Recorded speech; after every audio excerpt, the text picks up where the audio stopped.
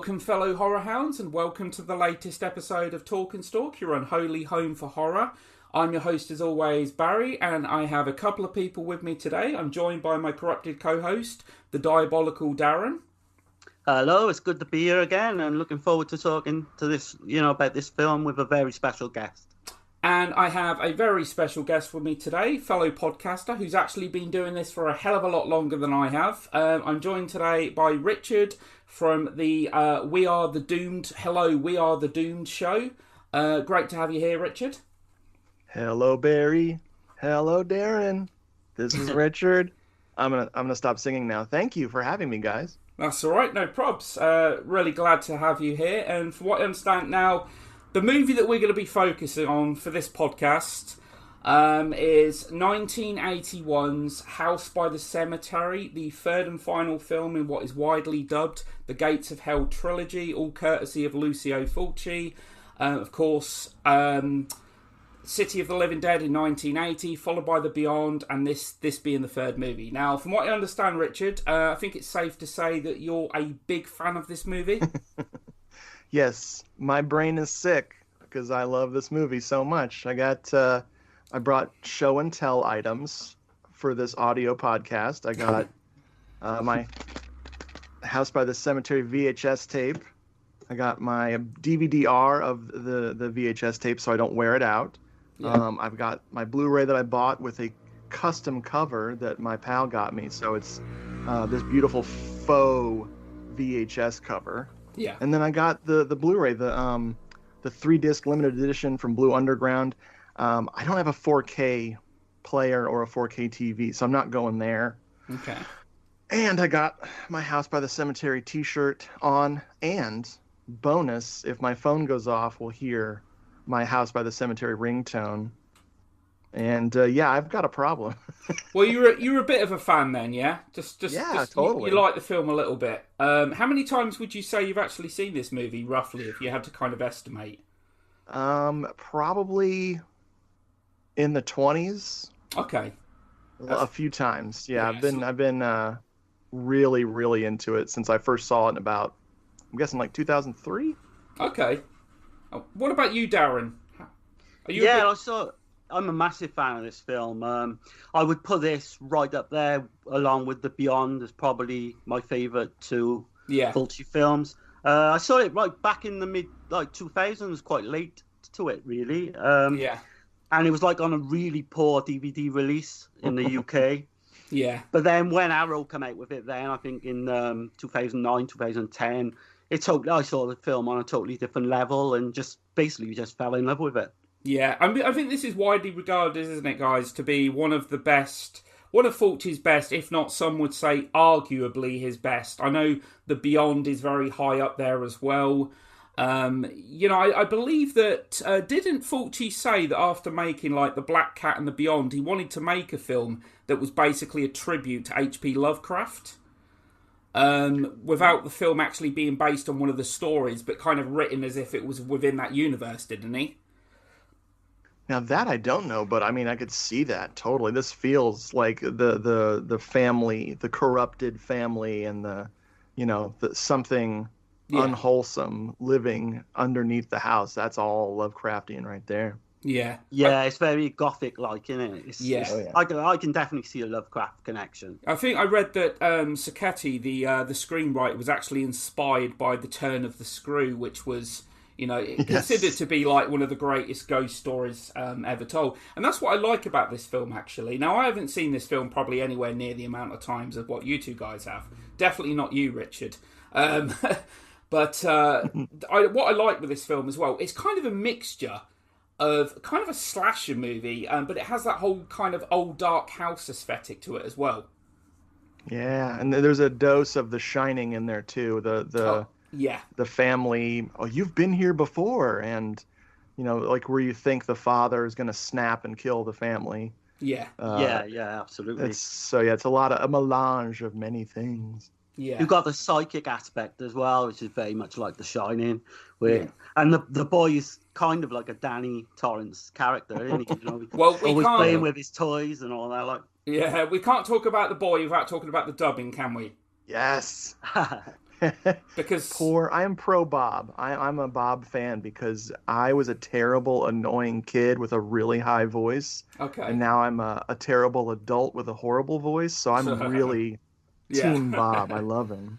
Yeah, yeah, and obviously with this, I like the opening. I like the opening to this film actually. Obviously we get the couple in the house and that, and it makes me laugh actually because the girl obviously she can't find her boyfriend and that. She was like, "If you don't come out, I'm not coming back here again with you." And I'm like, "Why would you want to go in there in the first place?" It just screams scary. There's cobwebs everywhere. I mean, Jesus. And then of course, I mean, you know, the actual first kill that we actually get to see in the movie is pretty hardcore, isn't it? Yeah, it's probably one of the best slasher openings I think I've ever seen. It's not just like this film is not just gore as well. It's got a lot of suspense and atmosphere. I find, and whereas Fulci's other films, you know, some of them are just flat out gore for 90 minutes. That's what I like about this one. It's more of a slow pace. But that first scene, we see Daniela Doria, I believe is her name, and Fulci also killed her off in City of the Living Dead and the Black Cat. Yeah, this was the only film that she survived, wasn't it, of Fulci's? Oh, no. I don't think she survived, did she? Oh, no, sorry. I'm actually thinking of Catherine McCall, the lead actress. Correct me if I'm wrong. Is this the only one of the trilogy that she survived? No, I think, the Beyond is quite ambiguous, isn't it, the ending?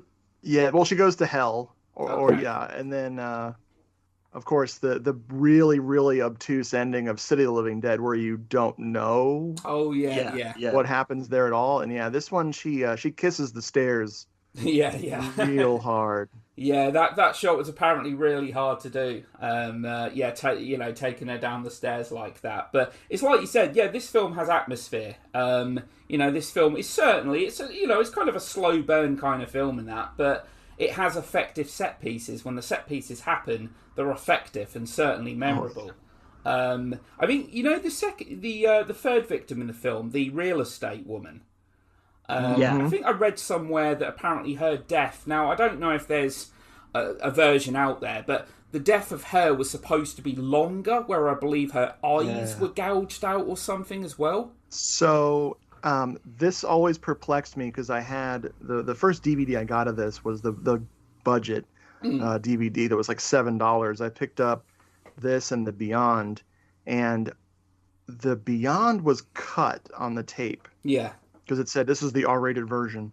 And The House by the Cemetery, I thought it was cut for many years, but pretty much the whole thing was there. Okay. And I always expected that when Dagmar Lysander, a.k.a. the real estate lady, when she gets killed, all of a sudden one of her eyes is gone. She's getting stabbed in the stomach. Yeah. She's getting stabbed in the throat, and then all of a sudden he's dragging her lifeless corpse away, and it's freaking more disgusting. Yeah. And then I read that, of course, the eyeball effect just looked crappy, so they cut it. Okay. And that's when I thought I had this censored version. Now, later in a Fulci film that I really want to like but just don't, which is Touch of Death. Okay. The main character beats this woman with a frickin' club, and he hits her in the head so hard her eyeball pops out. Okay. And I believe that's what they were trying to do with this death, but it didn't work. Oh, okay. Right, yeah. I think he's got like this fascination with eye violence as well. Yeah, we talked about this on the Zombie Flesh Eaters podcast, didn't we? Yeah, he does, like, especially with like the New York Ripper. Like in '82, that really sadistic. I mean, that film is about as brutal as it gets, I think, from the era.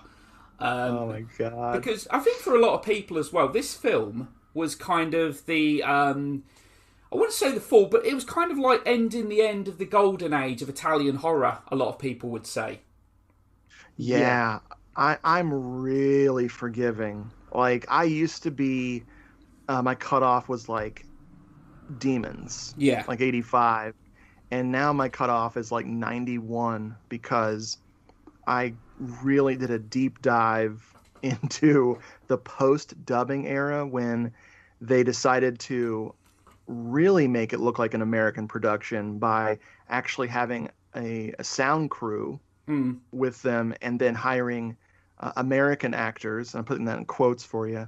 So they hired pretty-looking people who could speak English that were maybe actors, or So they were so excited to finally have live sound, they didn't care if the people were terrible. So the post-dubbing era, you've got really dire performances, and you have to have a sense of humor about like, I think it's how kind of well part of the these things charm, go. isn't it, with the dubbing? It's kind of like Exactly. It's a staple, isn't it? It's become a staple of this genre and that, and it's really weird actually, because I read something recently that apparently when this was marketed in the UK on the original UK video release, now this is talk about false advertising, the tagline they used was, "Can anyone survive the demented marauding zombies?"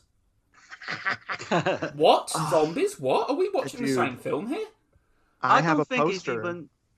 Go on, sorry, Richard. Oh no, I have a real quick. I have a poster for Michele Soavi's Zader. Okay. And the poster is "Revenge of the Dead," and you have this disgusting flies and maggot-ridden zombie climbing out of a sewer with his buddies coming out behind him, like the sewer is exploding with zombies. Yeah. And there's 3 zombies in the whole movie, and they're all fresh, like voodoo-looking, not rotting zombies. It's huge false advertising. I love it. Yeah. I don't think he's even regarded as a zombie in this film, is he? No, not direct. Yeah, he's more like he's kind of more of a. Let's face it, when you watch it, he's more of a kind of a Jason Michael Myers kind of character, really.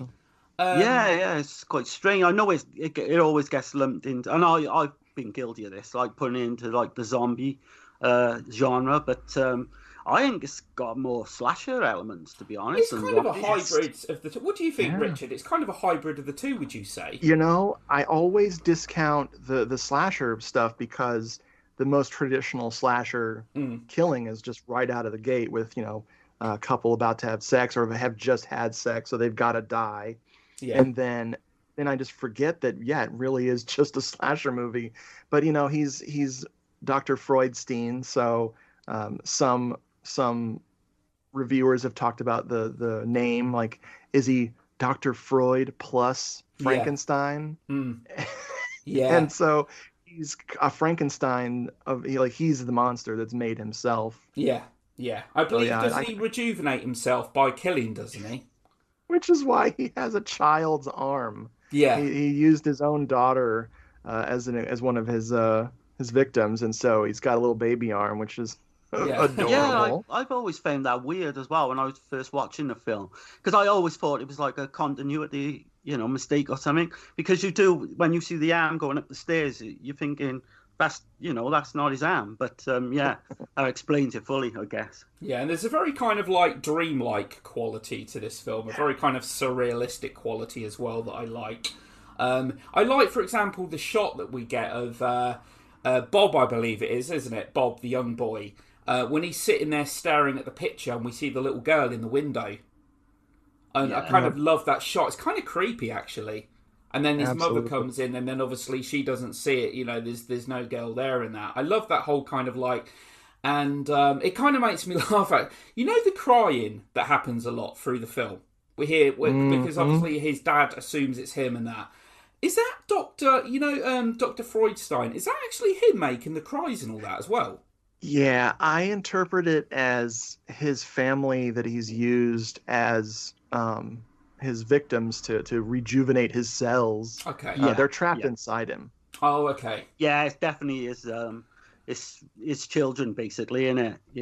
And he does it. They do it on quite a lot of Italian films as well. Argento used to do it a lot, where that crying is like a warning as to like a kill scene coming up. Yeah, I think that's one of the things with like Fulci as well that kind of sets Fulci apart from some of the other Italian horror directors, because obviously he was always kind of like there or up there with kind of like not as mainstream successfully as Argento. But with his films, they have that surrealistic element, and they have that. I mean, Suspiria has that, but a kind of like disregard for reality. Yes. With his films, that kind of sets him apart from a lot of them other Italian horror directors from the time. And that's what drives a lot of people nuts with especially the Gates of Hell trilogy. I mean, obviously there's no gate to hell to this one, but it's like you have to bend over backwards to explain the plot to somebody. Like, what is going on with the beyond? Yeah. What is going on in this city of the living dead? And then with this one, it's such a stripped down, smaller story, and yet it leaves you wondering. There's stuff that I am still confused about. Yeah. I was going to say, actually, because I haven't watched this film for a long time, and I watched it last night. And there were some unanswered questions. There were things in the film that I was scratching my head and thinking to myself, well, hang on a sec, what did that scene mean? And what did that scene mean? I'm going to actually ask you, there's a scene in the movie that almost had kind of a Twilight Zone kind of aesthetic to it. And it's the moment where the dad, his name's escaping me, he actually goes in and the guy says to him, I see that you were really kind of like eager to see the professor and that, and you visited here back in October with your daughter. And he says, I've never been here before. Yep. I haven't got a daughter, I've got a son. What did you make of that? That, I think, is just legit them trying to do The Shining. Like, but Mr. Torrance, you've always been the caretaker. I think they're trying to do something along those lines. Okay. And not following through on it. Yeah. Because it's kind of a creepy thing, isn't it? Like, if you go somewhere and somebody says, oh, you've I've seen you here before, but you've never set foot there. That whole kind of like element in itself is just kind of creepy, isn't it? What I find with The Shining, I think from what I've read up on it, they were both basically being filmed at the same time, but the book had come out beforehand, so I gather they must have got something off the book, because it's such like coincidental that it has to be, it can't be one of those things that's just like, just happened. It must have been based on the Shining, that little part of the story. It has to be. I mean, I've seen Italian films that were like rip-offs of popular films coming out, and they made their film based on like the promotional material. Yeah. So if you watch a giallo called Who Saw Her Die, okay, yeah, it is 72. Wild. Yeah. Wild that how it is almost exactly like Don't Look Now. That's right, yes. If you didn't know what Don't Look Now was about. Yeah, I agree.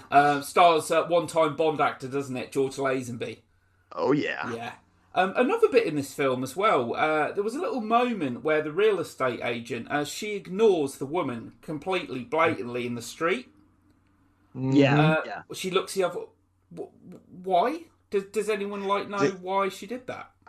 I'm guessing that could be the only thing is like, once you're in this house, once you're a part of this nightmare that, like they could already be dead, maybe because they've seen the husband before. You were here last October. Maybe they're trapped in this cycle the way my favorite character, Anne the babysitter, which we'll talk about her. We see her as a mannequin. Yeah, quite creepy as well, actually, yeah. Exactly. So I think that they're all trapped in this nightmare, and that maybe this is a cyclical thing, and that everyone's already dead, and that we're not seeing this in real time. Okay. I think so, yeah. I think with like Anne, with the mannequin, it's like sort of foreboding what, with that, dummy head coming off, foreboding what we see in the future. But a question I would like to ask about that, Anne, is like, is it like implied at one stage during the film that she's got something to do with it when she looks at the husband and you think, are they having an affair? Or there's exactly something sinister going on. It's like, there's something she's up to, like there's some kind of ulterior motive there, but she of course ends up killed herself, and I've got to say that death was just awesomely done. Oh yeah. That was, to me, that's me personally, I think that's the best death of the movie. With her head go rolling down the stairs as well, wasn't it? As like the icing on the cake. And there's a funny moment afterwards, though, that Bob, because Bob sees the severed head, he's terrified as you would be, and his mum says you're imagining it and all that, and he goes, what is it again? He says, Anne, what is it? Mummy says you're not really dead. Please come out.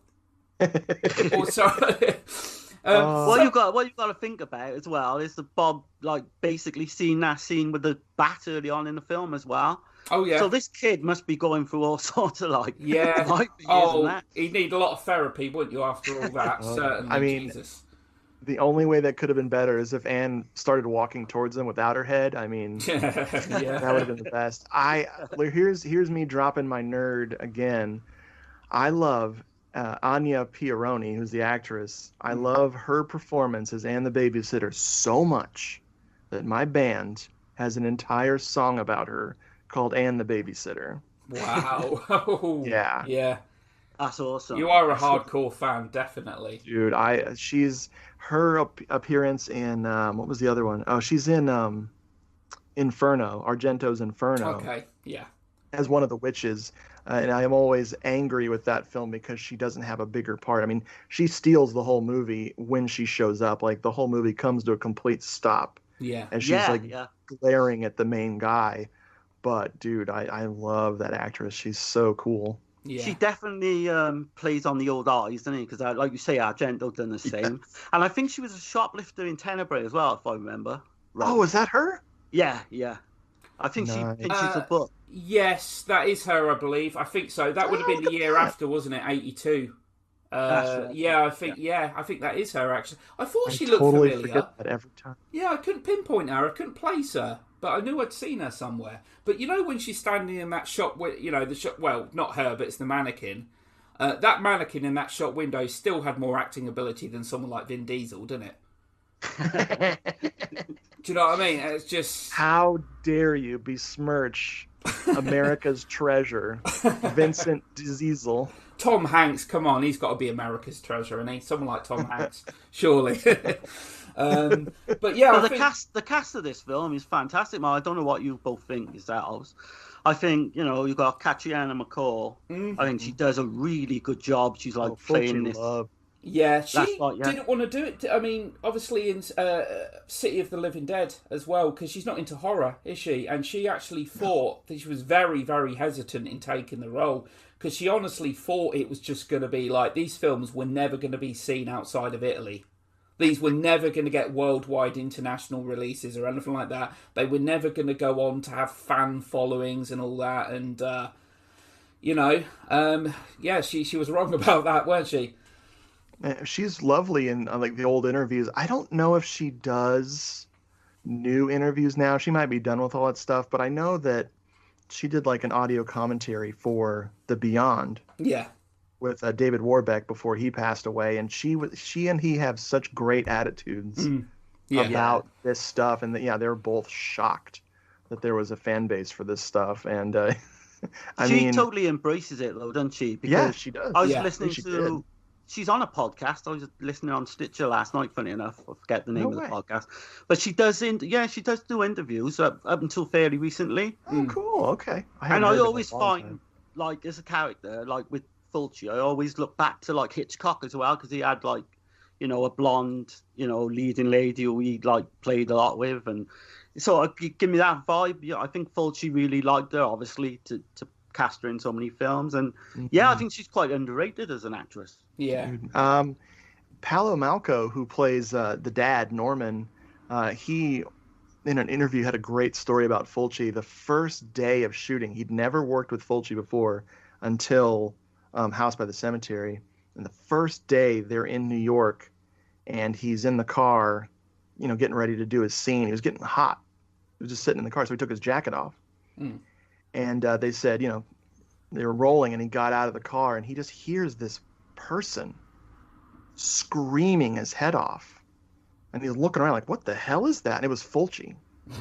And Fulci was livid that he had taken off his jacket because, continuity, whatever. Yeah. But instead of just, calmly reminding him like a normal human being would, Fulci was just blood-curdlingly screeching. And Paolo's like, hey, no, you don't do that to me. If you do that to me one more time, I'm going to get on the plane and leave this shoot. I'm out of here. Yeah. And Fulci's like, hey, come on, I like you. Yeah. And then they were really good buddies for the rest of his life after that. That happens quite a lot in Fulci's films. Yeah. I think he sort of gives you the respect if you stand up to him, but if you don't, he'll just wipe the floor with you. Yeah. And I don't defend that at all. I think Fulci and Umberto Lenzi, probably Fulci's more of a dick, but I just don't. I'm glad that I don't know more about these guys. Yeah. I think because they're such jerks. Would you have got the same films, though, if he hadn't been like that, you know? Would you have got the same performances? That's what they're used to. That's a style of directing, is people who shout a lot. And if you crumble under that kind of pressure, then you're just not going to make it. And especially in how the Italian film industry was. I have no idea what it is now. I wish that I could watch more Italian films now, but, you know. I think Catherine McCall actually said that when she met Fulci, he was impeccably dressed. She actually used the word Hitchcock. There was a very kind of Hitchcock aura. Because, you know, you look at Alfred Hitchcock, always in a suit. You try and find one picture of him without wearing a suit. Yeah. Always got a suit. And apparently he was like that. He was impeccably dressed, very well managed. She said it wasn't always the case. Very quickly afterwards, it was very hard. He was quite a difficult guy to work with. But she got on with him. But from what I've heard and read, Fulci was a very difficult director to work with. Some people would say bullyish. I know me and you, Darren, said you actually used the term misogynistic, didn't you? Yeah, he's quite well known for that. That's what I've heard too. The documentary that they made a fake documentary called F is for Fulci. And that film really wrestles with how he was with women, because he had issues big time. His wife committed suicide shortly after his daughter was born. And he never recovered. He was never the same man after that. I think that's why he was so prone to morbid material. Like, I think horror was a natural fit for him, because he was just a broken man after that. And I think sadly, that may have translated into how he treated women on set. Yeah. It certainly was the cause for his heavy drinking, I know for a fact. Yeah. And his gambling problem started as well, but that's another story. Yeah, I mean, this was regarded, isn't it, I think by most people to be his last great movie. Obviously, he directed quite a few films afterwards and that, but never really had quite the success that he had, with this. Let's quickly get on to, there is a character we haven't talked about yet. Let's talk about the little girl May that's glued to a pretty creepy doll that she has in her hands throughout the film. This little relationship, if we call it that, because it's funny actually, there's a scene where Bob runs up to, I think it's his mum, and he actually calls May his girlfriend, like, you move quick. You've only had 2 scenes together, you're boyfriend and girlfriend already. That's such a creepy thing that adults do with children. They're like, oh, they're boyfriend and girlfriend. You're like, dude, stop. Let them have a childhood. Ugh. Yeah, so there's this kind of this shining kind of, kind of relationship between these two in that. There's a scene, isn't there, where he's in the car and she says, because she warns him throughout the film, doesn't she, about the house, to leave the house. And it's funny, actually, because I think she says, she calls him Bob, and then 10 seconds later, she says her name, and he's like, I'm Bob. I'm like, well, she already knows that. She's just said your name. This is good. This is good screenwriting. Yeah. Right there, Well, actually, that actually reminds me. Catherine McCall was actually asked about a scene in the film. And it's the scene where it's the woman you like, Eve. Is it Eve? Anne, sorry. She's mopping up, cleaning up the blood. And the mother walks in, there's a pool of blood, and she doesn't acknowledge anything. Yeah, no, it's totally nonsensical, that scene. I'm like, Anne, what are you doing? Hey, I made coffee. And she's like, there's like a massive blood. I want some coffee. Yeah, there's like a massive pool of blood, and she said, there's no acknowledgement of it whatsoever. And Catherine McCall actually asked Fulci, how come? Why wouldn't I say anything? And he's like, it's just not in the script. Just play the scene out as it's written down.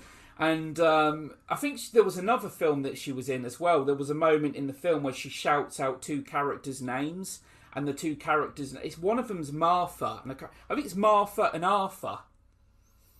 And she shouts him out, and she said to Fulci, I can't remember what movie it is, but she said to Fulci, like, does that not seem a bit silly? Like, their names are exactly, they rhyme. And he's like, no, it's in the script. Yep, that's The Beyond right there. Is it The Beyond? Yeah, okay. Yeah. I couldn't remember what film it was. But yeah, so yeah, that scene's completely nonsensical. It's like, there's no logic to it and that. But I think it works for the film, though. I think there's lots of scenes, like you say, are nonsensical. Yeah. And it's sort of done in like a dream-like state as well, from whether we're seeing it, through Bob's eyes, I don't know. But for me, little things like that, when he's got him in most of his films, for me, it seems to work. I'd rather that sometimes than being told every little detail, like we got in the bloody Rob Zombie, bloody Halloween and stuff like that. Yeah. So yeah, I find it works. Oh, it doesn't. Yeah, it doesn't ruin the film. Oh, as I said, in a way, it adds to the charm of these films. For me, it really does add to the. Let's talk about. I think I'm pronouncing this correct. Dr. Freudstein, is it? You got it. Dr. Freudstein. What did you think to the look of him when he's actually revealed?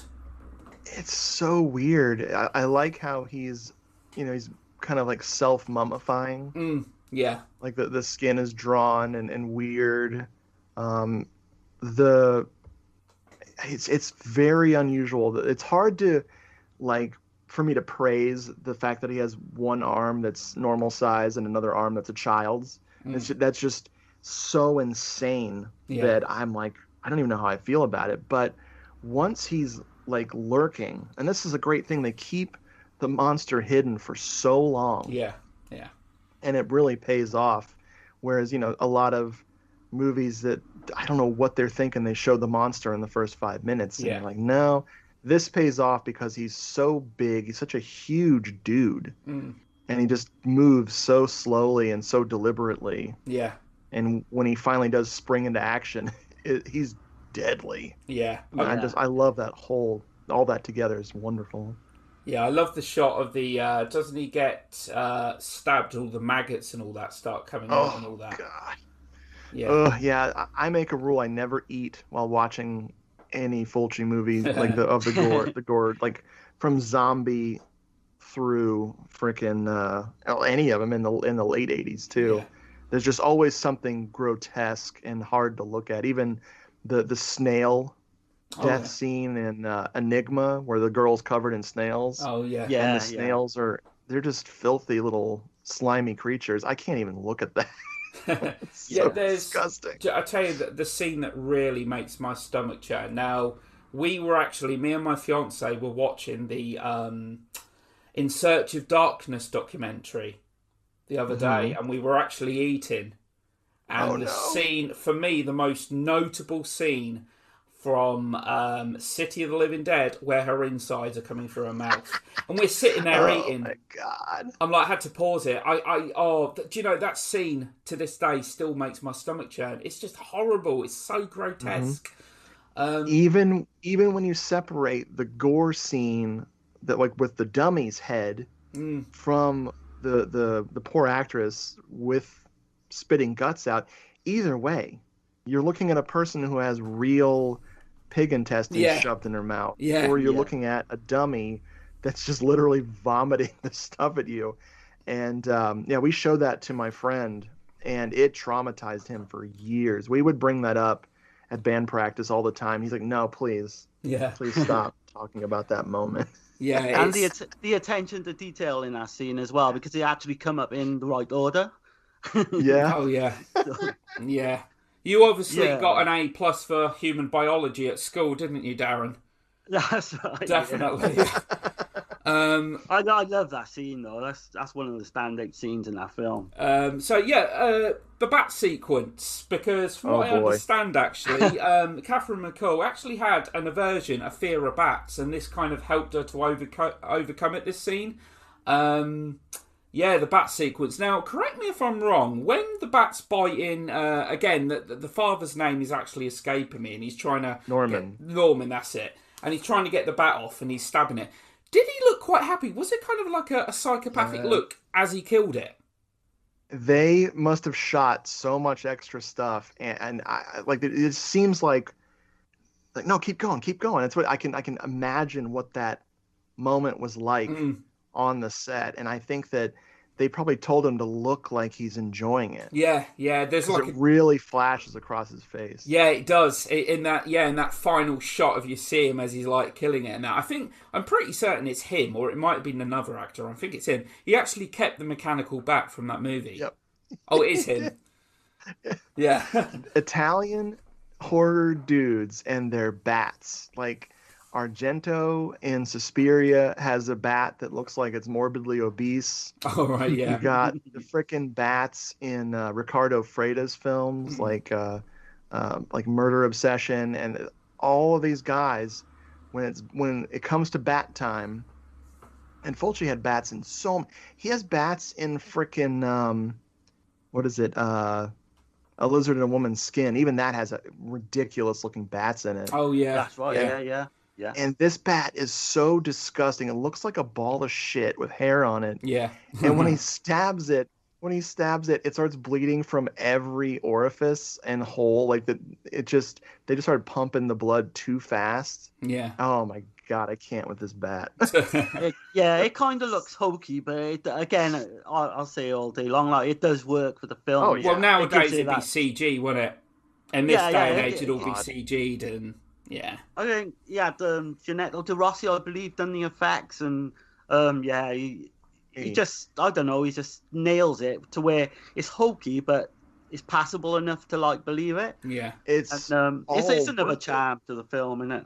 Yeah, it's all worth it because when that blood splatter hits Bob, and I love that actor's, the little actor's reaction to getting the blood splatters on him, and that is a very real moment. Yeah. It's very, very disturbing. Yeah. So the bat, I make fun of it, but I praise it as well. I didn't realise until recently that I believe her name is, I think it's Sylvia Cotolina.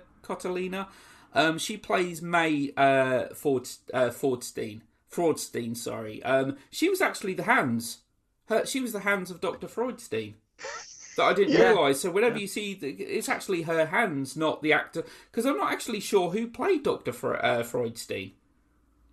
Does anyone here know who actually played the zombified version in the end? I was reading up on the film. I did actually see a name, but I didn't write it down. Giovanni Di Nava. Okay. Right. Yeah. And he's. I'm assuming. I'm trying to find a picture of him, like not dressed. I have to look for him because he's in a few other things. He's in Murder Rock. Oh right. And I'm way overdue for a Murder Rock rewatch. Yeah. Oh right. Quickly on that, Barry. Have you ever seen Murder Rock? No. It's a film I know of its existence. I know of it, but no, never actually watched it. I'm not sure if I first heard of Murder Rock on Richard's show actually, and it's a blast. You got that music, you got the dancing. That's one you've got to see. Yeah, it's so out of control. It's a great movie. The breakdancing opening, I did find a picture of Giovanna Di Nava, and he's actually more scary out of the costume, outside of the makeup, and bonus. He was Joe the plumber in The Beyond. Oh, right. Really? Okay. So, he's a tall dude. Yeah. I love Joe. I made this path just for Joe. Yeah.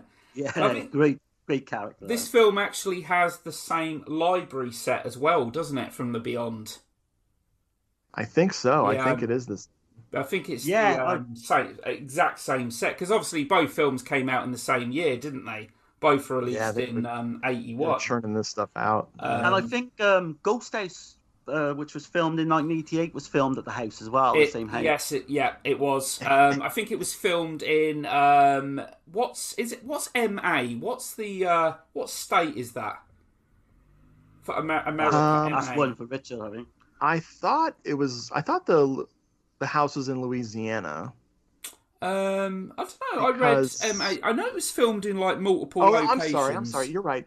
The house in The Beyond. I was getting movies mixed up. The house in The Beyond is in Louisiana. The house in House by the Cemetery is in Massachusetts. Massachusetts. That's it. Yeah. Right. Yeah. So the score. I want to say this as well. I actually like the score to this film. Yeah. It's great score. Walter Rosati.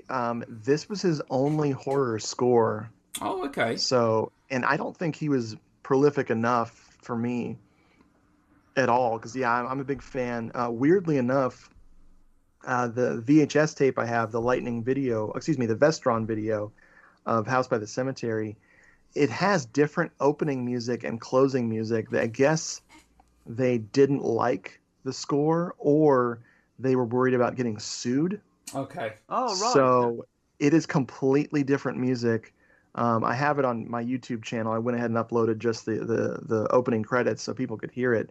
And no one has been able to identify for me who the composer is on this random piece of horror score that's on there. It's very different. All right. That's really interesting. Because the actual theme I love, like Richard, I absolutely love it. I think it's one of the best ever, you know. And then you've got like the piano score as well, which is like, you know, comes in different parts of the film as well. Yeah. So there's like two main pieces of music. Yeah. Oh, yeah, just brilliant. Oh yeah, it complements the film really well, definitely. I don't think there's a genre out there, in all honesty, aside from musical, because obviously it's primarily focused on music, where music is, you know, a genre that's so reliant on music that really kind of like encapsulates the film and tone of the movie.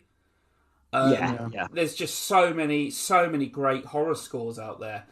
You know, me and Darren talked before about we love a lot of the scores from Goblin, you know, for a lot of the Argento films. And I know this film as well was heavily censored, wasn't it, in the UK? I know we talked about this film actually made the Video Nasties list.